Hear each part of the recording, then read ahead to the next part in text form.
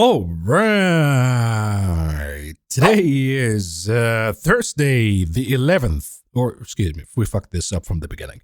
It's the 14th of November. This is a recap for the stock market activities today. And folks, I got a good one for you tonight. And where do we begin? We have a lot to talk about tonight, but it's going to be all about healthcare for the most part, because we have developments when it comes to the healthcare of the nation and the stock market. We begin with Big Zombie Powell. Actually, he's Tiny Zombie. I think when this whole Powell-Trump war, when it begins, I think Trump is going to call him Little Man Powell. Oh, he's so tiny. But Little Man Powell came out today and he flip-flopped all of a sudden. Mr. Hawk, all of a sudden tough guy comes out. And he says that he's not in a hurry or a rush to cut interest rates.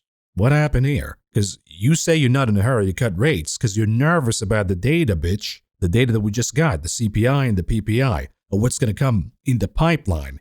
You see the data that we don't see. You see where the sticky CPI is going, and you're becoming a little nervous. And now you have your political opponent who's going to take over the White House. All of a sudden, you're not in a rush to cut rates, but you just cut 75 basis points. You wasted ammo, really valuable ammo, and a total jerk-off. At the end of the day, bond yields went higher, so it's not doing anything to ease conditions for the consumer in this economy. It's doing a lot to inflate the bubble in the stock market, oh yeah. But the immediate impact that we have right now, earlier in the day we were talking about how the dollar may be showing a topping signal about to pull back, and maybe that's going to revive buying the dip in gold and silver and some of the metals.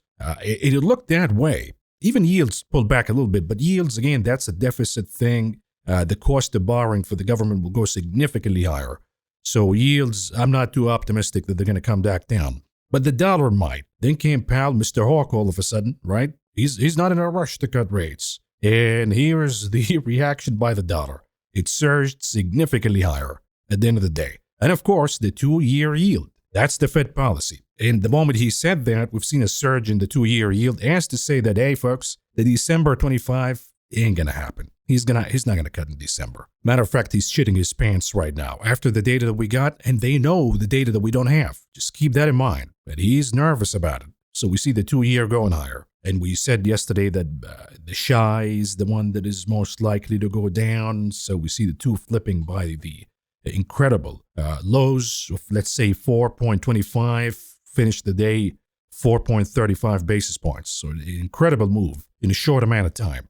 Now, in tomorrow's session, we have a few important data points on the macro calendar. Most importantly, of course, retail sales. Now, you got to remember, Powell says, I don't really see the risk of inflation, although he's shitting his pants secretly. He's right now saying that he doesn't care about inflation. He cares about the recession risk, the unemployment mandate. Okay, that's going to be put to the test tomorrow. If we have weaker retail sales data, then you'll see the dollar on bond yields pulling back. Will Powell flip-flop to saying, okay, now maybe I'm going to cut in December? That's the problem and the volatility that we have in this duality of the risk period. All of this, of course, could have been avoided had Jay Powell accepted a mild recession in 22-23, a mini crash in the stock market that would have eliminated the inflation coming from the wealth effect in the economy. And we would be rebuilding right now with no inflation problem at all. But, sometimes we cannot control the outcomes of things. We can just watch and let the chips fall wherever they may, and grab a big bag of popcorn. And speaking of grabbing a big bag of popcorn, today we got an announcement of the new health secretary. And here it is, you ready for it? RFK Jr. is now the new Secretary of Health in this country. And immediately after the announcement, reporters reached out to RFK Jr. to seek his comments about the news. And he replied by saying, I'm really thrilled to start impregnating and possessing healthcare stacks until they stop vaccinating my penis. Maha, right? Make America horny again, folks. And you know what I blame all of this on? Because this administration will be an epic disaster. I know a lot of you are excited. Oh my God, we have change in America. Things are going to be better. No. Things are going to implode. Okay, I promise you. But I blame all of this on the Democrats. They left us no choice. They ignored the plight of the common man or woman, and they didn't really offer any difference. The Democratic Party became the Dick Cheney Party. And in the elections, if you give me a choice between Diet Coke and regular Coke, I'm going to go with regular Coke. And then let the chips fall wherever they may. Things will happen in a predetermined course. That's what it's all about. But we'll give them the benefit of the doubt. We'll see. Maybe they'll do a good job. Maybe they'll turn out to be rational, all of these new appointments in the cabinets, and do a good job. We'll give them the benefit of the doubt. But let's be honest here, folks. My hopes are extremely low. That way I don't disappoint myself. And immediately, the impact on healthcare stocks, as you can see right here. The moment we got the announcement, you can see the XLV in orange. It went down a little bit, but the biggest hits happened in the vaccine names. So Moderna in red went down big time. Then you got in white, Sanofi also got hit really hard. And a lot of them got hit hard. Not just the two names, Moderna and Sanofi, but even the XBI Biotech. GSK obviously got hit really hard. Novo Nordisk, Pfizer, obviously. All of them got hit. Now, here's what I would say. The beauty of these crashes in healthcare stocks that we've seen recently, they're going to be opportunities to buy. Just give them time for all of this RFK Jr. crap to pass. And then it'll give you great entry for these stocks. Every time they go down, they're picked up. Some of the best quality stocks that you can find. Now, are there specific names that are of concern? Yes, some of them will be problematic for regulations and all of that. Others already have fundamental problems. We'll talk about that in a second. But when you see the wreckage in healthcare and soon enough in chips and every sector in the market, it seems that the Trump administration is dismantling the stock market one sector at a time. So I think for all of us bearish investors, 2025 will be a great year. And that's the silver lining, right? You want to crash the market? Okay, go ahead, baby. But we go back to talking about the names that are fundamentally weaker. JFK Jr. or no JFK Jr. or RFK, whatever the hell his name is. And these names are tied to the Ozempic mania. And by the way, I'll show you in the unusual activities in the options market how folks are buying the dips in the actual healthcare names for 26, for 27. Now, for us, small-time investors, we can't spend millions of dollars or wait till 26, 27. So we have to wait till all of this pessimism from RFK Jr. is washed out. And then we'll be buying dips in these names. But there are certain names that were in a bubble and now fundamentally broken. And we're talking, of course, about the Ozempic mania bubble. And, of course, it is concentrated in two names, Eli Lilly and NVO. And now the Ozempic Mafia is getting absolutely terrified. Why? Because they're losing. And by the way, the implosion of the Ozempic bubble is a warning sign for the upcoming implosion in the AI bubble, aka the NVIDIA bubble. It's no different, so pay attention now when we talk about all of this. What is the problem with the Ozempic mania? All of a sudden, folks find out about the benefits and weight loss for these drugs. We see demand skyrocketing, but supply is nowhere to be found. So the prices skyrocketed and the margins of the companies like NVO and Eli Lilly. NVO, of course, has Wegovy and Ozempic, but Eli Lilly has Mounjaro. Regardless, when you see massive expansion in margins in a short amount of time, usually stocks go in a bubble. They explode higher as they begin to factor in upcoming growth. And it becomes a game of speculation, or it's going to be 100%, 200%, 150%. And we keep playing those games until the facts change. And the facts change because in every bubble, they all act and react the same way. When you have a shortage of supply, increased demand, and the margins expand because we have an increase in pricing, competitors will find a way to get in. It is, of course, harder when you have patents in the pharmaceutical industry. It is also harder in technology because certain companies have the edge in the case of NVIDIA. But you have capable competitors too. And once they begin to ramp up the supply and compete with the product, prices come down. And usually that comes hand in hand with the buyers who were stampeding earlier on because there was high demand and lower supply, and they were hoarding and buying all of this. They sober up at some point and look around and they realize that they have excess supply, more than what they need. And maybe the demand for their own products is slowing down. And this is why pretty much every bubble goes bust. If it's not built on solid fundamentals that are sustainable. In the case of the Ozempic bubble and the NVIDIA bubble, they're not sustainable. Let's talk here about the Ozempic bubble, and then hopefully next week we'll talk about the NVIDIA bubble. But the headline here reads, compounded semaglutide, that's the Ozempic, associated with at least 10 deaths. Novo Nordisk's CEO warns. Now, these criminals are now worried and terrified. And this is why he's trying to scare the public that, hey, if you buy the cheap semaglutide, the cheap Ozempic, if you don't pay me the $2,000 a shot, you might die. The truth is, people will die regardless. A lot of them died from the OG Ozempic, and Wegovy. We'll talk about that in a second, but let's see the problem here. Compounded versions of semaglutide, the active ingredient in approved diabetes and obesity drugs Ozempic and Wegovy, have been associated with at least 100 hospitalizations and 10 deaths. The chief executive officer of Ozempic maker Novo Nordisk warned Wednesday. Honestly, I'm quite alarmed by what we see in the US right now. Yeah, you're alarmed by the crash in your stock, bitch. Not what you see. Anyways, patients who believe that they're getting access to a safe product and they believe that they're getting semaglutide, I know for a fact they're not getting semaglutide because there's only one semaglutide and that's produced by Novo Nordisk. And we don't sell that to others. Bullshit. It's a drug that costs you $5 to make and you sell it for $2,000. You get punished for greed. You think compounded pharmacy is not going to figure that out? And now it's all over the place. Sure, you have to do your homework. You have to get it from a reputable pharmacy. You can't go to the massage parlor in Chinatown and you use that Ozempic for $20, you probably get AIDS right away. But if you get it from a reputable pharmacy, you're paying 10% of what the original Ozempic cost. We're not stupid, Mr. Mafia boss. You're selling that Ozempic for pennies on the dollar overseas, but here you're doing the price gouging. Well, it caught up to you. People figured it out, and now the whole bubble is gone. More. Compounded drugs are made by pharmacies or manufacturers other than the companies that make FDA-approved versions of the medicines. Of course, the FDA is in cahoots with the big pharmaceutical companies, and this is why they give the approval to the big pharma who pays them, because the FDA commissioner and the FDA employees, all ex-Pfizer, ex-Eli Lilly, ex-Johnson & Johnson employees and executives. And if they're not, they're looking for a job in big pharma once they graduate from the FDA. Okay, so it's the most corrupt system that we have probably in the world right now. So maybe we need JFK Jr. We need to make America horny again.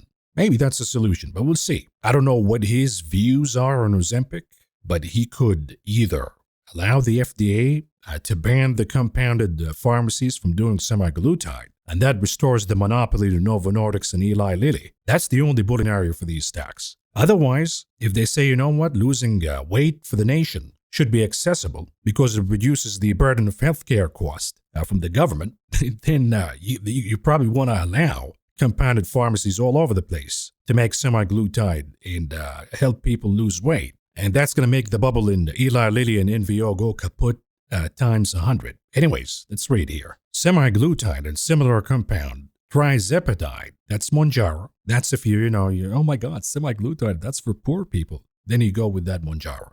Had been on the FDA's shortages list since 22. And the popularity of the medicines in class known as GLP-1 receptor agonists led to entire businesses built on compounded versions. So you got companies like Hims, which crashed today because Amazon is going to be able to sell you dick pills accessibly. So we're going to talk about that in the heat map analysis. But Romans, whatever, all these online pharmacies now selling semaglutide. And again, way, way cheaper than the original product from the Mafia. Anyways, the agency also warned that some compounders may be selling salt forms of semaglutide, which are different active ingredients than are in the approved drugs, and that counterfeit forms of Ozempic are being sold. Again, that's up. You go to the gas station, you buy Ozempic, and then you die. Okay, that's on you. You take it from a reputable pharmacy. You're not going to have any problems. Scott Brenner, the CEO of Alliance of Pharmacy Compounding, a group representing pharmacies that make compounded drugs, noted in a post on LinkedIn that while adverse events do sometimes occur, as they do with FDA-approved drugs as well, legitimate compounding pharmacies operate in a compliance framework in which ensuring the patient's safety is both paramount and essential to the pharmacy's ability to continue to serve its patients. If they kill you with a fake Ozempic, or it's laced with whatever, they lose business. It goes against their interest. Anyways, last month the FDA said that the shortage of tirzepatide, Mounjaro again, for diabetes and Zepbound for obesity had been resolved, which was expected to lead to the end of mass compounding of the medicine. So you got to remember, the FDA only allowed compounding pharmacies to do these drugs because there was a shortage. And these companies right now, Eli Lilly and NVO, the Mafia, they're ramping up supply like crazy because they want the FDA approvals or the FDA shortage list to be removed. And that way, compounded pharmacies will be banned from producing the drug for you. The problem is, as they increase the supply, Eli Lilly and Novo, what do you think that does to pricing? When you increase the supply, you're going to reduce pricing. And if you do that to compete with the compounded all over the place, you lose the edge. The margins peaked and they begin to contract. The law of large numbers. And the bubble goes kaput. And that's the best case scenario, by the way. If the FDA actually says, yeah, there is no shortage, that's the best case scenario. If the FDA says, no, we have a shortage, then forget about it. These stocks are going to crash like crazy. Anyhow, but the agency said later it was re-evaluating the decision that the shortage is over amid litigation, putting compounding of trizepatide into a gray area. Meanwhile, semaglutide remains on the shortages list, but Novo Nordisk hopes it won't be for long. The company last week noted that the last remaining dose in short supply, the lowest dose of Wegovy, is now listed as available. Now, listen to this, because this is going to be really important for the stocks, depending on who's going to be the new FDA commissioner. The FDA told CNN last week that it's currently working to determine whether the demand or projected demand for semaglutide within the United States exceeds the available supply. So if you have somebody who's going to be the FDA commissioner who's against Eli Lilly and Novo and thinks that we should have accessible GLP-1 drugs, I think that's going to be the nail in the coffin in these stocks. They're going to crash big time. If he or she is a tool to Big Pharma and they decide to take these drugs out of the shortage list, then you're probably going to see a recovery in these stocks. But I'm not going to bet on it. I'm going to still stick to the short side in these stocks because even if you do that, you're going to increase supply, lower the margins, the law of large numbers, it's pretty much kaput, it's done, it's over. But listen to this right here, because the Ozempic Mafia says they're trying to scare people that, hey, if you take it from a compounded pharmacy, look, they have 10 people who died. The agency's adverse event database for semaglutide shows 10 deaths among patients potentially associated with compounded semaglutide since 23. It also lists almost 500 additional deaths for semaglutide not flagged as being related to compounding. Meaning that 500 fatalities happened from the OG Ozempic that's coming from the FDA-approved Ozempic. So this is all scare tactics to scare the consumers that, you have to pay more. I say try to play another one. You got caught. But here's the chart, the monthly chart of Eli Lilly. You see this one, if you look at the MACD indicator, that's the momentum indicator. It looks to my eye that it's about to roll over and give us a bearish confirmation that we have shifted from a bullish wave to a bearish wave. Sometimes you see false signals, so you want to get as strong as a bold red impression that you can see, the MACD. And that's going to be the sign that the nail in the coffin is already here and the stock is going to crash. Now, if you look at Novo, that one is already happening. So Novo is already below the 20-month moving average. It might rebound because it's oversold in the daily and the weekly, but the deal is done here. We have a bearish wave underway in the monthly, and that's going to continue regardless of the rebounds. So both of them are shorts right now. But the rest of Big Pharma and healthcare, I think it's going down for no good reason. It's going to offer buying opportunities. We'll talk about that more when we do the heat map analysis and the options market analysis. Now, what do I think about all of this? Because I've been using Ozempic for about a year now. And here's the problem with this medicine. You're going to lose weight. There's no doubt about it. I mean, I have the appetite of a dinosaur. And I lost about 30 to 40 pounds. Now I'm a skinny guy. I have the same problem with Dave Bautista. I used to be a meathead. Everybody calls me sir, boss, right? Now I get called buddy. Hey, what can I get you, buddy? So I need to gain a little more weight. So stop taking the Ozempic and instead, I'm going to take this guy right here. Some of you bros at the gym going to recognize this right away. Oh yeah, that's the one I'm taking. The MK677, so you can increase your appetite and eat a little more and build some muscle, baby. Now, I know some of you would say, but Maverick, you're killing yourself. You're going to die with all of these drugs. You know what? We're all going to die anyways. So might as well enjoy the time being. For all you know, they're going to nuke the whole thing and we all die next year. I don't understand this obsession with, longevity. I want to live till I'm 100. Really? You want to live till you're 100? What are you going to do? Enjoy your life as a mummy? You know, old people at that age actually wait to die. Like they're counting the days. When am I going to go? The time to enjoy life is the moment you're in right now. You want to use semaglutide? You want to use steroids? Go for it. I don't judge. I mean, at the end of the day, you can eat your salad, and be miserable, and you're going to die before me anyways. You look at the folks who live for hundreds and above. Some old lady who smokes a pack of cigarettes every day, eats chocolate and drinks whiskey, and she's 120. It's genetics, baby. Stop being obsessed. drink green tea and jerk off 3 times a day, you live longer. Okay, great. I want to enjoy the moment right now. Anyhow, folks, I'm not a medical professional here, so don't take my advice seriously. I'm worse than RFK Jr. Anyhow, let's move on and talk about the markets, beginning with the closing of the indices today, and here we go. The diamonds in the red, down by 207.33 points, or a loss of 0.47%. And the Nasdaq also down by 123.09 points, or a loss of 0.64%. And the Spider, guess what? It's also down in the red, down by 36.21 points, or a loss of 0.6%. But the biggest casualty is the Russell 2000. Yields were down earlier, and the Russell tried to rally, but then yields came back up. I don't know what's going to take them down. It has to be recession news. It has to be weaker retail sales data, for example, tomorrow. But in that case, if yields go down for the wrong reasons, would that be good for the IWM or the Russell 2000? Of course not. And this is why we see these pops in the Russell 2000, where we get all of this stupid soft landing optimism, and they fade right away. Today, the Russell was down the most, 3.17 points, or a loss of 1.35%. Looking at the sectors, energy is the only winner for the day. So we see this divergence. Crude oil prices are still down, but energy stocks are still outperforming. So right now, the momentum is within energy stocks, but you got to be specific, folks. I said from the get-go, I know Oxy seems to be the opportunity, and Buffett is in it and all of that. But Buffett is a long-term investor. He can take the pain for a long time and average down and then buys the whole company at some point. In 5-6 years from now, he turns a profit. We can't do that. We're small-time investors. We got to move on.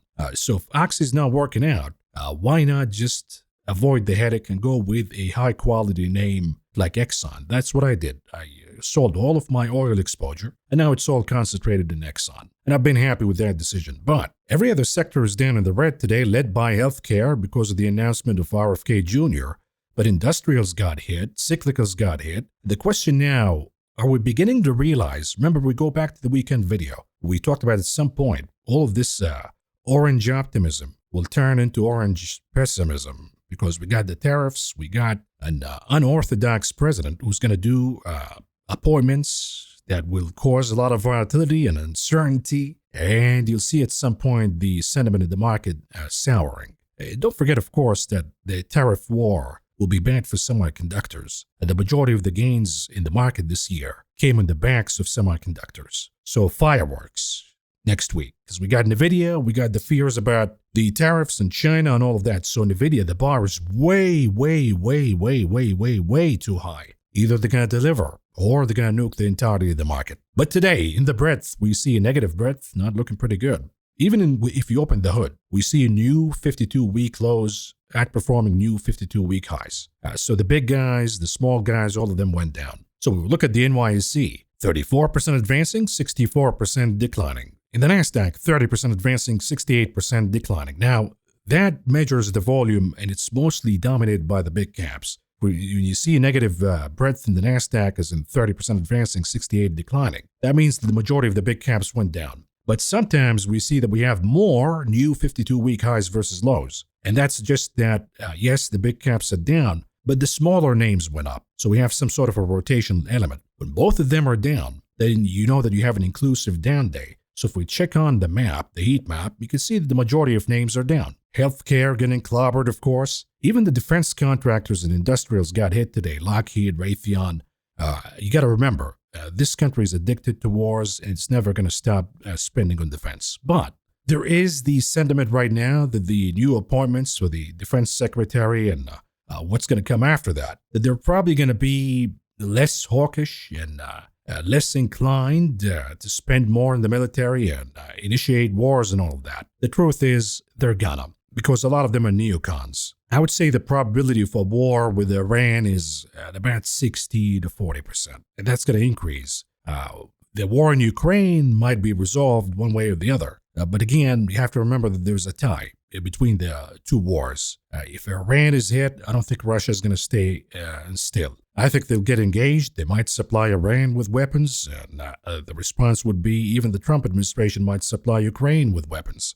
So again, the market assumes a lot of things right now. And I think that you have to assess whether the drops in certain names overreaction or not. I think a lot of the drops that we have in healthcare are overreaction. A lot of the drops in the defense contractors, overreaction. But we've seen also overreaction to the upside in certain names like some of the industrials and the assumption that Trump is going to be good for Tesla or good for this or good for the banks. And we see them pulling back hard. A lot of this is mechanics, meaning the options market, so you have a gap higher after the elections. The majority of retail investors chase after the fact, and they buy weekly calls and whatnot.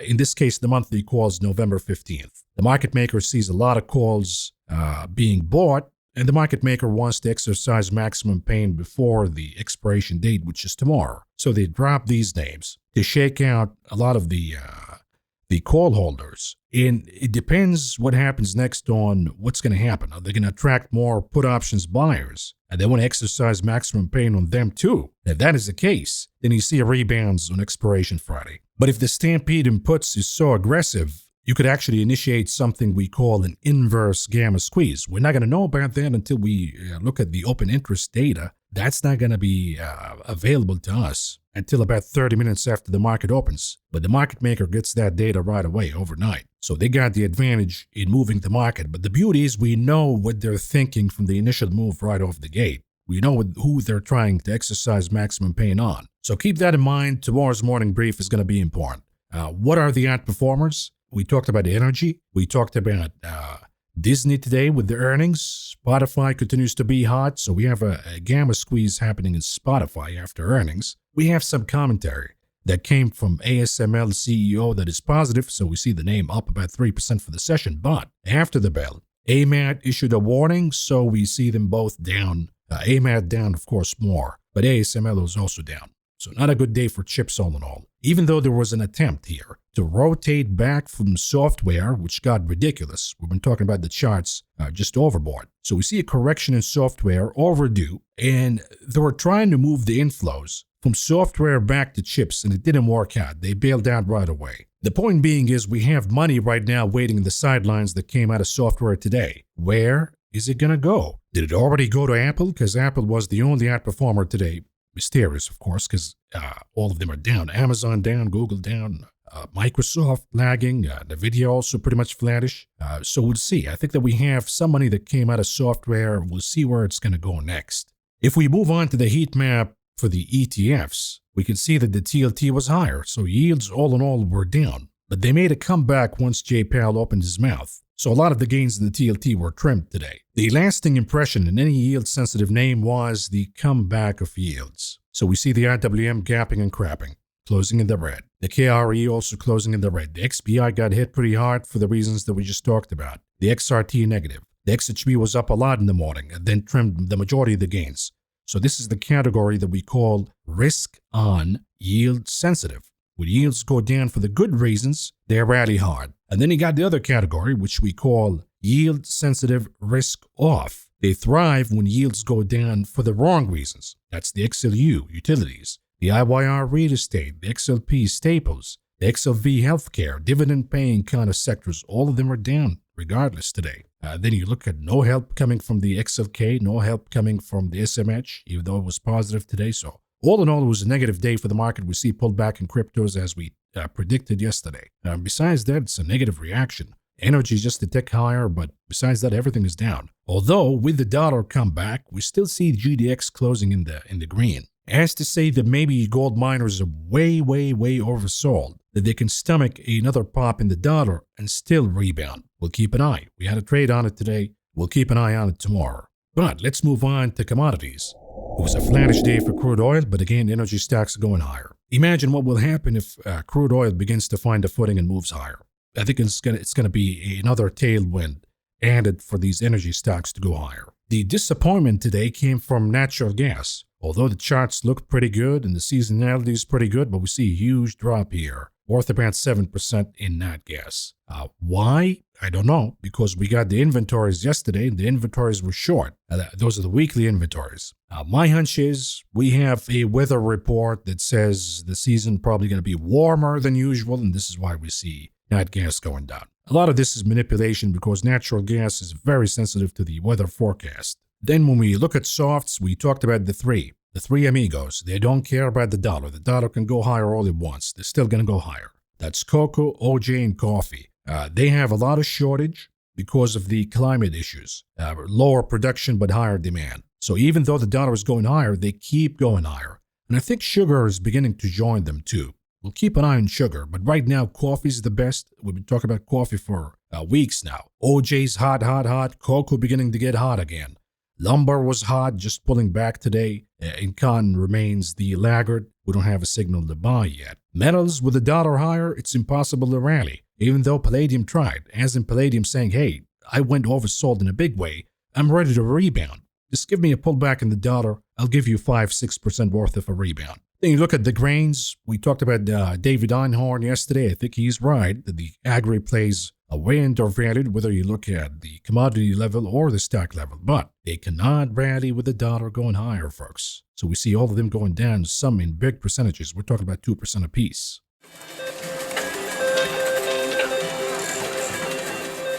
Moving on to the big casino options, what do we see here? Right off the gate, I look at the volume, see where we're concentrating the volume at. We have OPEX, so the expectations are that we're going to see an increase in volume. We see some of it happening today. In NVIDIA and Tesla, I think in NVIDIA we had more puts for the week, and this is why it tried to go higher today to exercise maximum pain in those puts. Different story in Tesla. We had more calls for the week. So the market maker is dropping it down by 5-6% to exercise maximum pain in the call holders.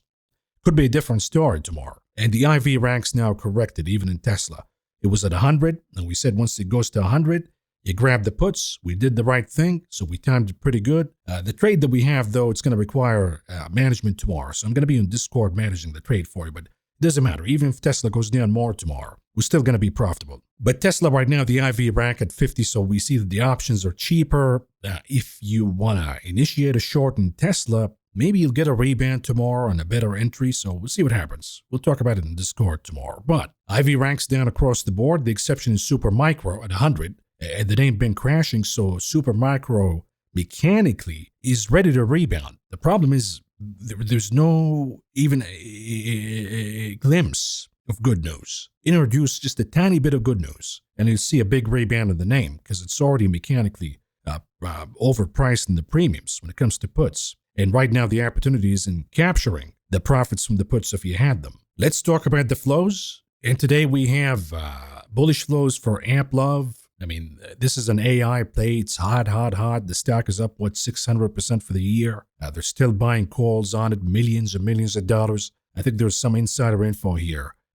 To my taste, the stock is way overbought. I would not chase it, but maybe they know something that we don't. Then look at the bullish flow in Moderna. So a lot of folks are fading this JFK drop. I think it's too early to do that. Just keep an eye on these names. We'll buy them later. I think at the end of the year, we'll have buy the dip opportunities in healthcare. We also see bullish flows in GLD Gold. Maybe it's ready to rebound. I think maybe our timing is going to be great again. We'll see tomorrow. Eli Lilly buying the dip at 3M, Palantir, even in HIMS, they're buying the dip in gold futures.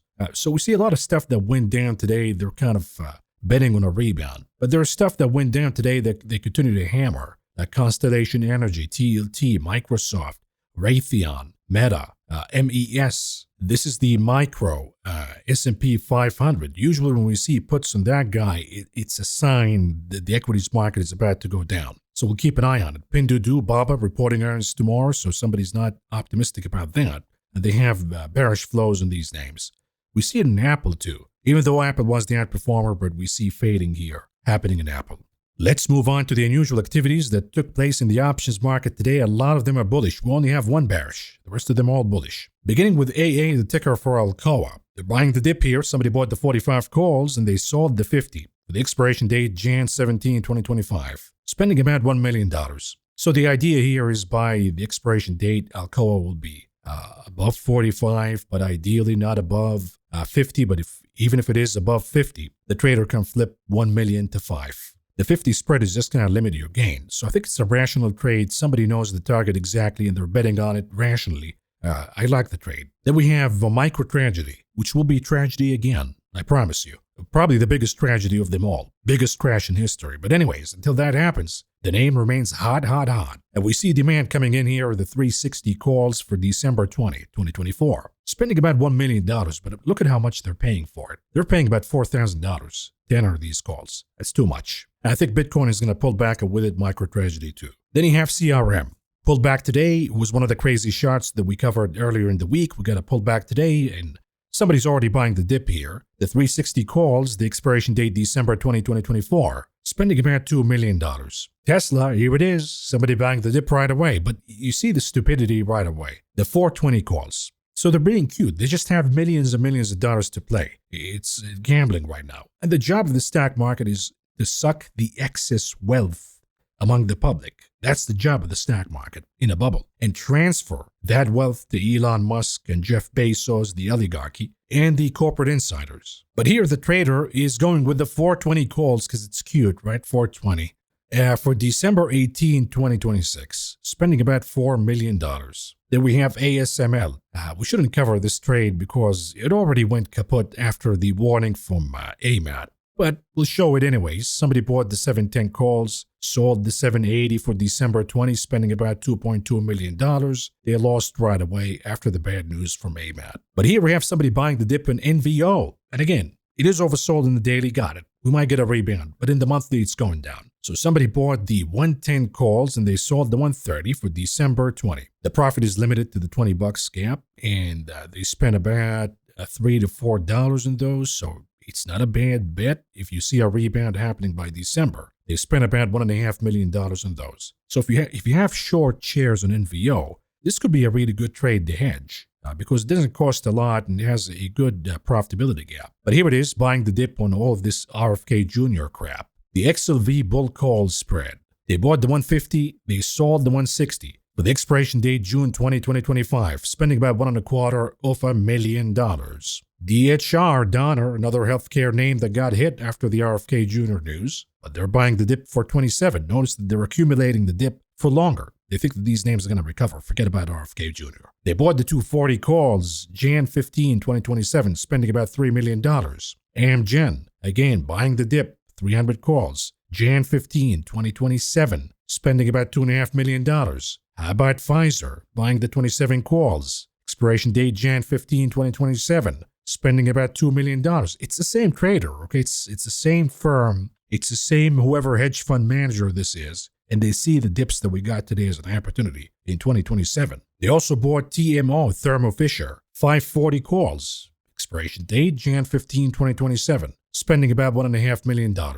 And the only bearish trade that we got tonight in the show is this one, which will make a lot of you happy because this one would have been painful. If we tried to time UAL, the scam, the fraud that's happening in the airline stocks right now. And look, I benefited from it because I own Delta and Delta's just exploding higher. Maybe so much money in a short amount of time. But at the same time, it's fraud. It's not a real rally. And I think once we get the true story behind the recent surge in these airline names, we will see an episode like the Bill Huang episode in Paramount, where the stock rallied really hard, then crashed in a big way and never came back. But timing these is really hard. It's going to take trial and error. You buy some puts, you spend as little as you can using spreads. If it works, you're lucky. If it doesn't work, you're going to be catching a rising dildo until you nail it. And one of the signs that you're going to nail it is you get a whale who begins to bet on the same direction that you're betting on, that UAL is going down. That's a sign that it's ready to go down. And in this case, somebody bought the 90 puts for two expiration dates,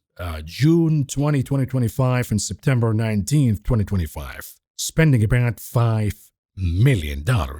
Let's segue to the charts and then wrap it up. We begin with SPY, the 30 minutes chart. What do we see here? We get a break out of this wedge consolidation pattern. We talked in the stream 2 days ago, or was it yesterday? The trade is SPY 595 and you sell the 590. This trade is profitable, so there is a point in becoming a Top Gun member and joining us in the streams. But from the look of it right now, if we go down again tomorrow, we're probably going to stop at the gap around 591. Unless the market maker gets more feedback for more puts being bought. And if that is the case, we could see an inverse gamma squeeze. But right now, let's put it in context here because the big picture matters. If you look at the daily chart for the SPY, We just got the 50, nothing else. Can we play the story of this chart? Okay, we got a trend line that's now broken. Got it. We got momentum indicators that are rolling over a little bit in the RSI, and the MACD, and the Vortex.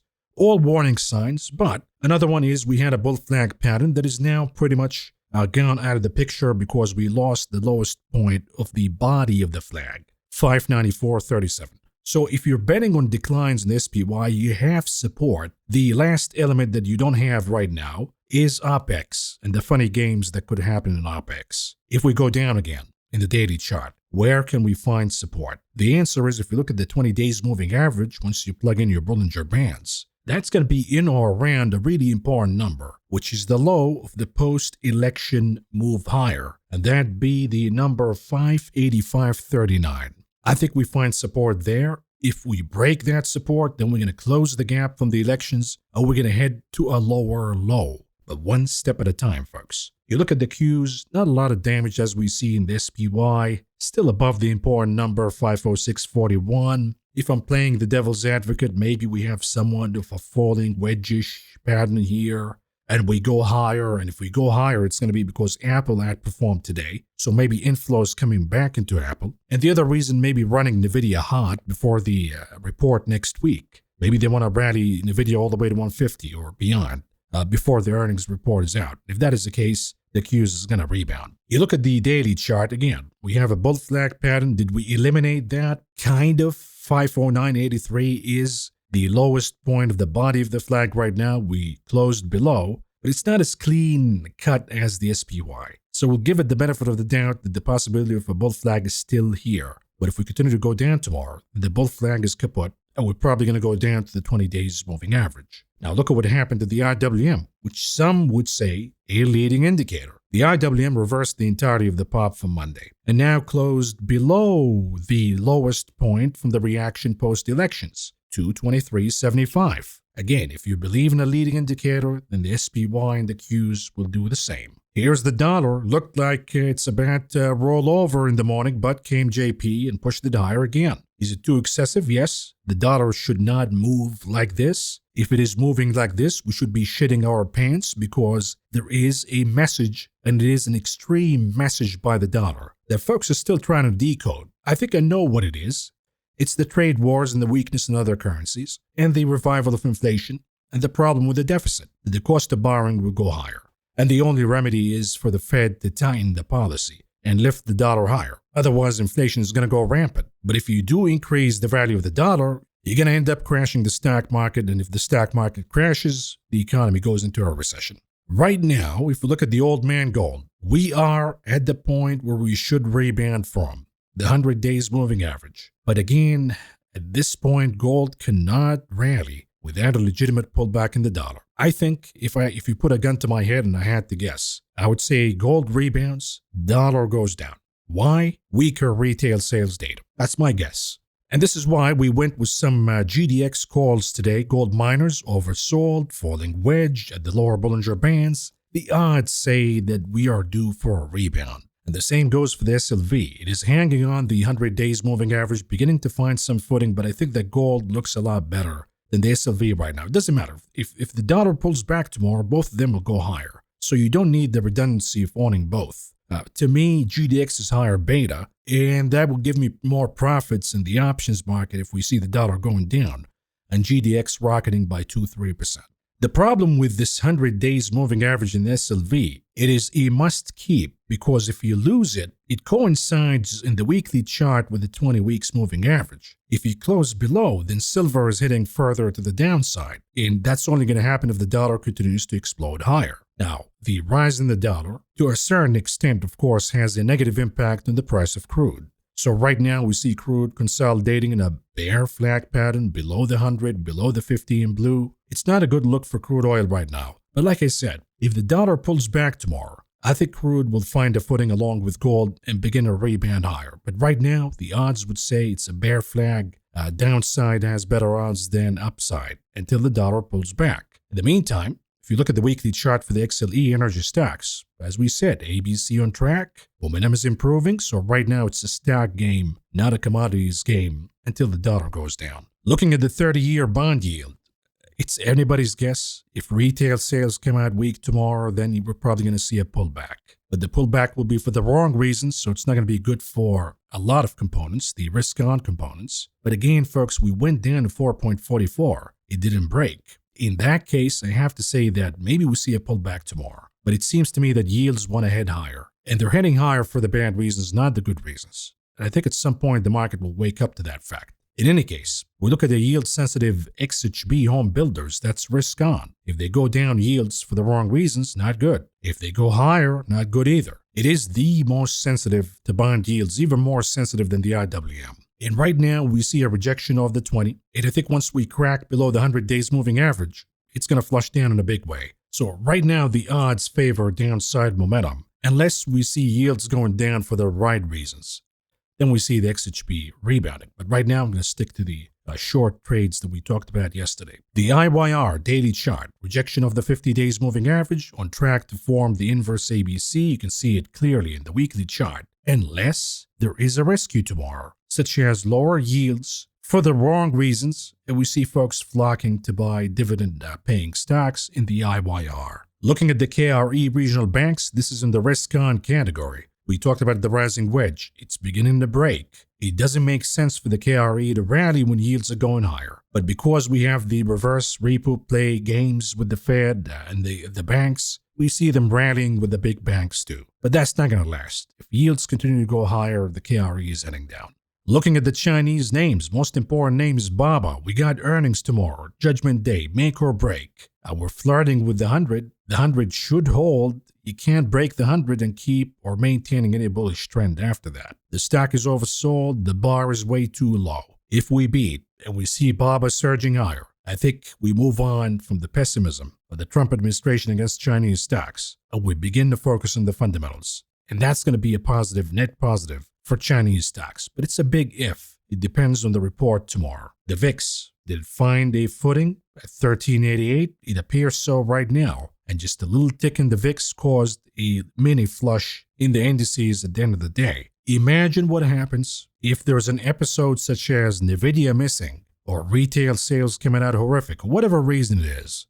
And we see the VIX closing that gap, which is quite an unusual gap. We don't see those often. And when we see them, they're closed in a short amount of time. Imagine what will happen to the market if the VIX goes all the way to closing that gap. I think we'll see steep declines in the 5% territory on the indices level. But one step at a time. We need to monitor the chart, see better signs, and then bet on it. It's too early right now. Because you got a guy like this, like Apple, Big Kahuna, above the 100, above the 50. Technically, it's a bear to bull reversal for whatever reason today. So you can't be too bearish quite yet on the indices when you see a look like this in Apple. You need to see it reversing and closing below the 100 days moving average, preferably below 223, before you make that assumption. Because right now, to my eye, at least in the daily chart, I'm looking at the MACD, looks as it's moving from bearish to bullish. So we'll give it the benefit of the doubt right now. But again, the pop today didn't make sense at all. It didn't come from any piece of news that I can recall. We look at the 30 minutes chart for the souffle Tesla. We talked about the failure to close the gap, and after that we lost 335, tried to gap above it,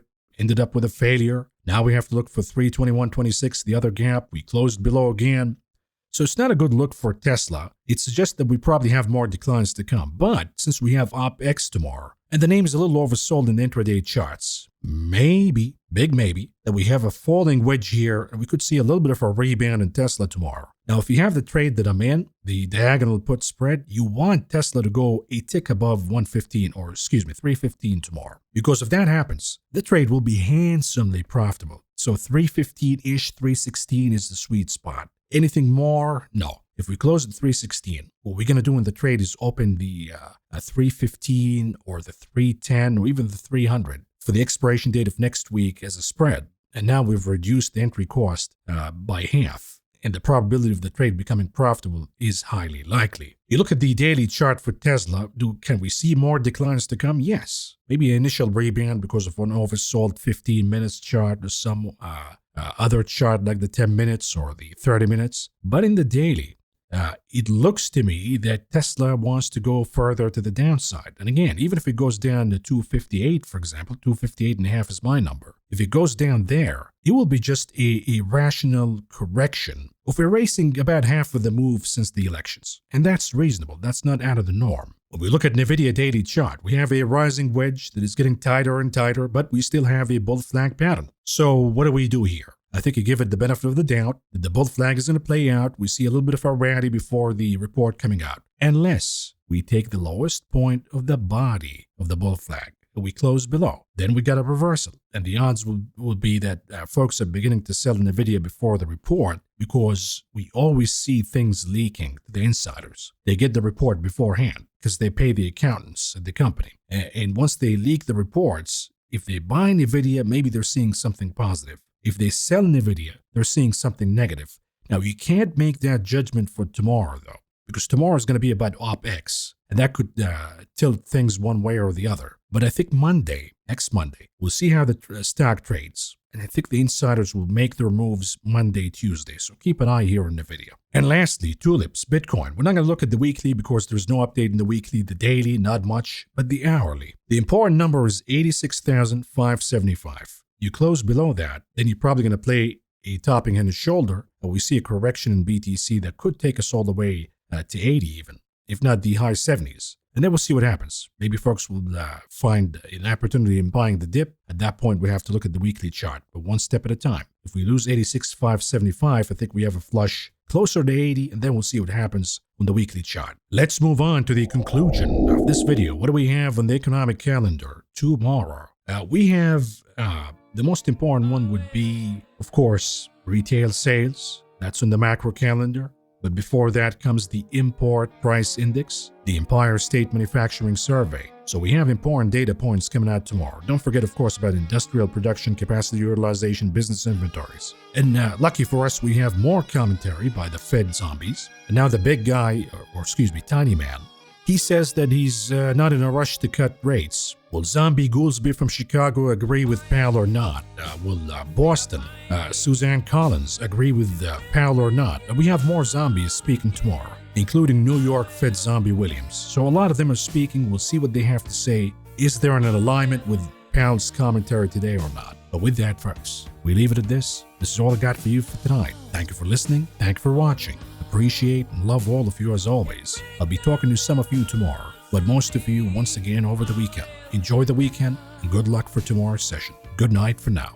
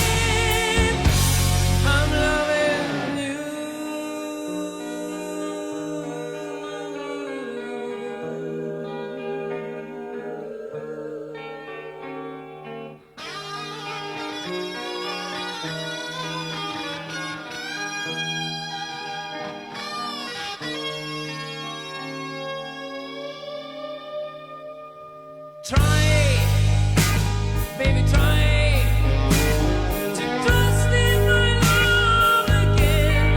I will.